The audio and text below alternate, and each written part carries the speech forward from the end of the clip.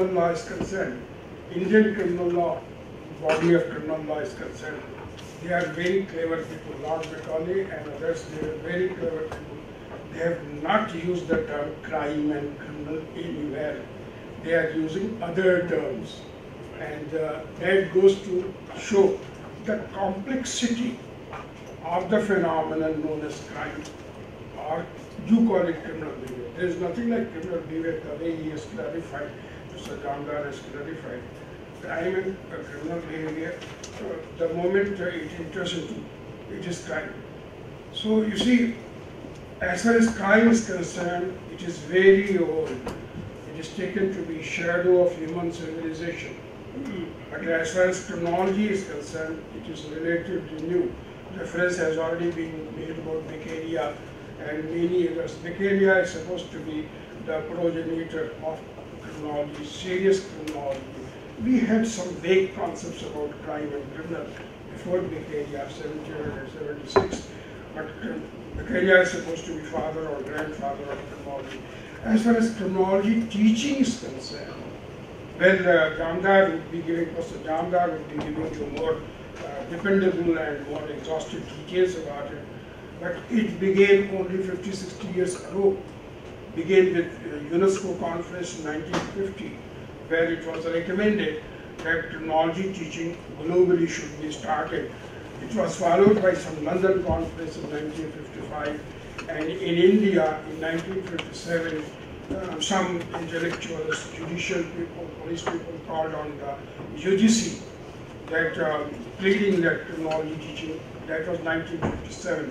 Then in 1959, Professor Jamdar mentions in his paper, first university level department, DG University, Dr. Sarali Singh Rao University, Sagar, Madhya Pradesh, they started full-fledged department of criminology, and the department was started by two people. One was police officer, Mr. A. Rustamji, and then Justice Bhatt, and I had the honor of joining the department a couple of years later. That was 1962. So you can very well see that I have been a student of criminology for the last 52 years, and therefore I cannot afford, at times I may become autobiographical. Now here I am addressing myself only to teaching of criminology, not those controversial issues. What is crime and what is criminal? No, that's a very controversial thing, far from settled globally. I am only focusing on teaching of criminology in India. First of all, I would like to repeat what my predecessors have been saying, multidisciplinary. I would prefer to call it hybrid discipline. I believe Mr. Jamdar also uses the term hybrid discipline. Many disciplines flow into criminology, again globally, not only in India, globally, begin with psychology, sociology, anthropology, law. This is one issue, hybrid issue. But I would pose a question, do we have any pure discipline anywhere except mathematics and philosophy? So I am mentioning that it is a hybrid discipline, but there is no inferiority, superiority about it. Second thing is it an intellectual discipline or an applied discipline?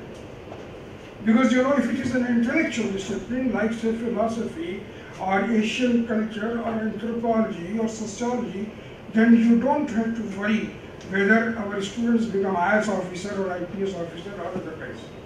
So intellectual discipline or applied discipline or both. This is a thing on it. Then survey would be provided by Mr. Jamdar. He has done very competent survey. Some 12 university level independent departments in the country, and another 200 departments of law, psychology, social work, sociology, which often optional courses on these UG level, PG level, PhD level, things are going on. Now, and yet another issue which would attract your attention is criminology in India generic course or a specialized course. Now, this issue needs to be examined at the level of utilization, that where the products of criminology are being utilized. If utilization is extensive, then the need for a specialization would emerge automatically, as it has done in medicine and in many other disciplines. Now, I will straight away come to 3, 4, 5, 6 issues which need to be deliberated in the context of teaching of criminology in the country. First is curriculum development. Well, I was aghast in one university where I was attending curriculum workshop. Some senior, vice seniors at the level of vice chancellor himself mentioned that curriculum should be revised every 5, 6, 7 years. I was aghast. I pointed out that UGC lays down that the courses should be revised every 2 years, and I know engineering colleges in India which revise courses every year. Now, some vice chancellor mentioning that criminology courses be revised or updated after every 5, 6 years. Well, it is totally, things are changing. People are talking about context, social context. Now, you broaden it, social conditions, social, economic, political conditions. They are undergoing such a rapid change and rate of change being very, very excessive.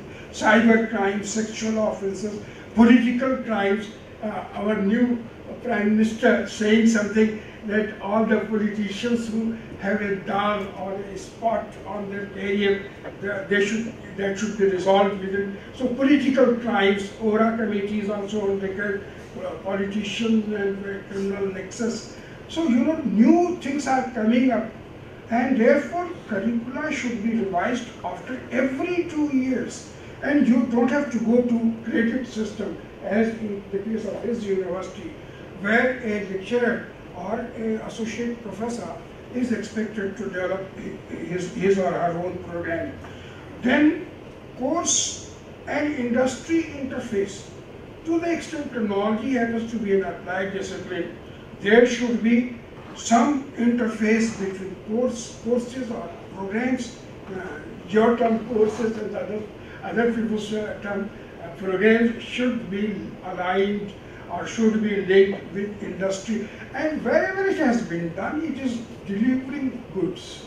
It is resulting in good things. I would like to cite the example of Madras University. They started a program on cyber crimes. They have ready support for that, and they have ready absorption of all the graduates who pass out from their courses. Similarly, security agencies, I have been pleading with at least 2 universities that they should input the component on security, industrial security or housing security or urban security. It is already being done. Group of 4 and many others, they are big paymasters. But have our criminology teachers been able to respond to this issue, namely course and industry interface? Then the third point, teaching methods. Much would be said about it. Well, in many universities, I'm not saying all, but in many universities we continue to adopt Victorian methods of teaching, lecture methods of teaching. Many other methods have come up, including the one which you have had just now, case study method, many discussion methods, many other methods. Now we have not worried about updating our teaching methods. Then, well, I would like to hear more from Mr. Jamdar about the practicals, or I would prefer to call it practicum rather than practical, in order to differentiate it from natural sciences. Practicum which are being allowed in 1 or 2 universities. To my knowledge, I would like to be updated. In 1 or 2 universities, some practicums have been introduced at the PG level, postgraduate level, but they are largely unsupervised.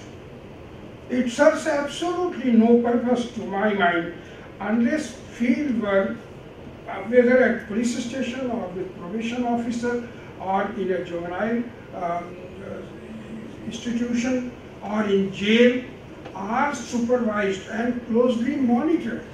If students, maybe undergraduate students or postgraduate students, visit a police station or visit a jail, and after 2 hours they get back, well, it hardly adds to their understanding level or skill level.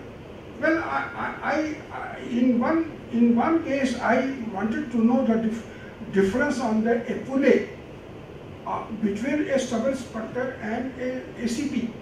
Students were not able to explain. Now, what is the fun that they have MA in criminology and they are not able to recount the hierarchy in police or identify police ranks or identify prison ranks? Whether a deputy superintendent and chief jailer, who is higher in rank, if they cannot, students cannot differentiate between the two, what is the big idea of having a postgraduate degree in criminology? So my plea would be that to the extent of criminology is an applied discipline, we need to have a strong practicum program, a strong practicum component, duly monitored and supervised as is being done elsewhere, maybe in social work, maybe in other. Then the next point is research and publication. Well, I have been by the Indian Society of Criminology in the last session or maybe before that, I have been pushed into the editorship of Indian Journal of Criminology. Now those who are handling it in Chennai, well, I am supposed to be the editor, but the burden is shouldered by Chennai people. Now they have an uphill task for having good articles. Now I bemoan, I regret and bemoan that good articles or well-written articles, there is a dearth of good articles as far as Indian Journal of Criminology is concerned. And I have been associated with the Indian Society of Criminology beginning with 1970, for the last 40 years or more.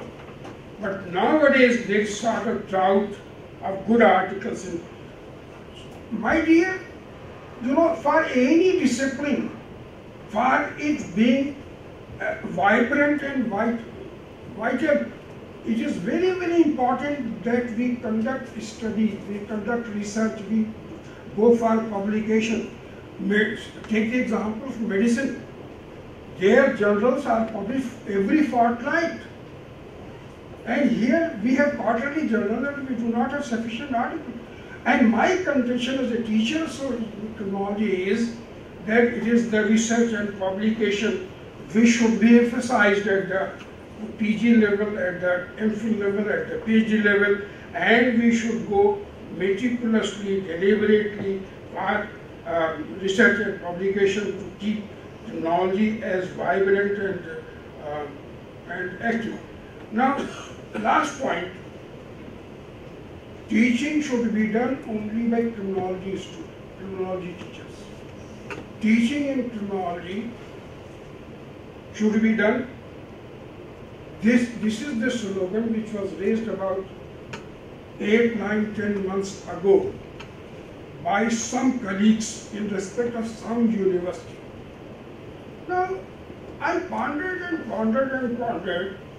Then you will say that in IIT or in engineering colleges, there should be only people with engineering background. Is it happening? Or you will say that in pharmacy, B.Pharma level or in pharma level, only pharmacy teacher should be there, no physics teacher should be there, no chemistry teacher should be there. No. So this is one problem with this slogan. Teaching should be done only by, this is one slogan. Second, the term is university. The term is not primary school. So every university has its own characteristics, which is defined by the faculty. So some faculty, some department will have more emphasis on sociology, some on psychology, students of Ising and others. So there should be, university department should be free to formulate their own courses and programs. And therefore, it is not contemporaneously or historically justified to raise such a slogan that criminology teaching should be done only by criminology students. The slogan which was raised about a year back So these are some of the issues which confront and stare straight into the eyes of criminology teaching in the country. Now, I would like to add what Professor Pandey was saying, that importance or significance of criminology should be read with larger issues of criminal justice. I would go a step beyond. Nowadays, people are talking of governance and development. Governance, new political regime is laying emphasis on governance and development. My contention would be, as far as crime prevention, crime reduction and the like things are concerned, they are a very, very important part of